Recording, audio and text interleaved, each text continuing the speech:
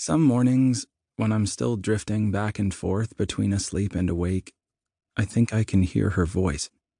She's singing, or maybe she's laughing, and it's the color of sunlight on the back of my eyelids. Orange gold, glowing.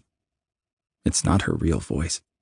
The human brain doesn't start making memories until the age of 2, and she was gone long before that. She died in a time when there was nothing but a half-made, invisible foundation, when my subconscious was still being shaped by experiences that would never be remembered. She shaped me in the impression of her voice and her touch and then her absence. But I'll never, ever know her. If I let them, things with Mom can become an obsession. I'm a detective, and she is the case that will make my career. I'm a scientist, and she is the grand, elegant equation that will explain the universe. But the rest of the time, she truly doesn't exist to me. I run down the front steps and jump on my bicycle, the straps of my helmet dangling down around my ears. My American history final is in 10 minutes. I just woke up and I haven't even brushed my teeth. I begin pedaling furiously up the giant hill that leads away from the cul-de-sac. June gloom is in full force, so I'm not sweating as hard as I could be by the time I get to the top, just enough that I feel a trickle at the edge of my forehead. I fly through the burned-out strip that is downtown El Sobrante, dodging a man who is riding his horse down the street.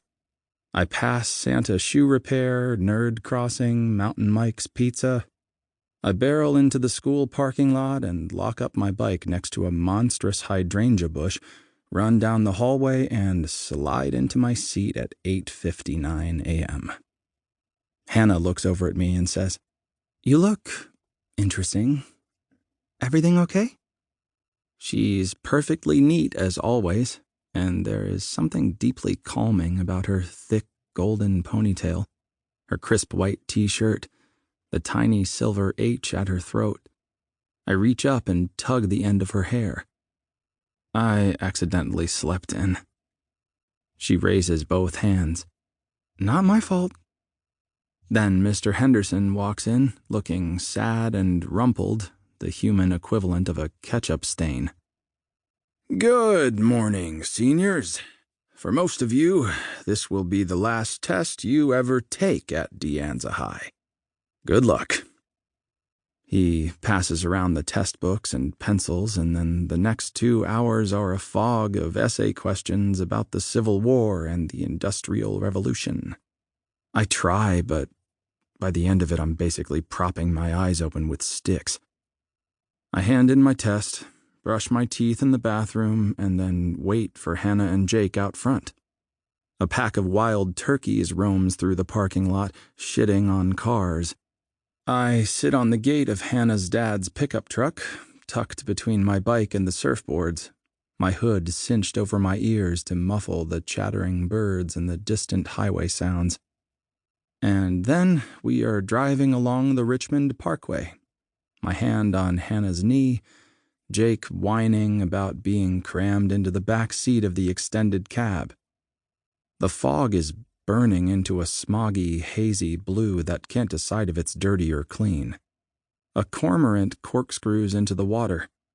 Rust-colored fuel cylinders loom on the hillside, blending into the orange rocks. We cruise over the Richmond Bridge, past the San Quentin State Prison. Hannah is singing along loudly to The Killers, which she thinks is cool/retro, but everyone knows is garbage music. Her voice is slightly off-key, but somehow it's charming. Hannah is calmly, classically beautiful, with delicate features and soft, pale skin. We've been together since junior year, but I liked her for a lot longer than that. We're heading up to Bolinas, where Hannah and Jake will surf and I'll wait on the beach, and then we'll meet up with a bunch of other kids from school and drink warm beer around a fire under the moonlight to celebrate the great accomplishment of finishing high school. My phone buzzes on the seat. It's Dad,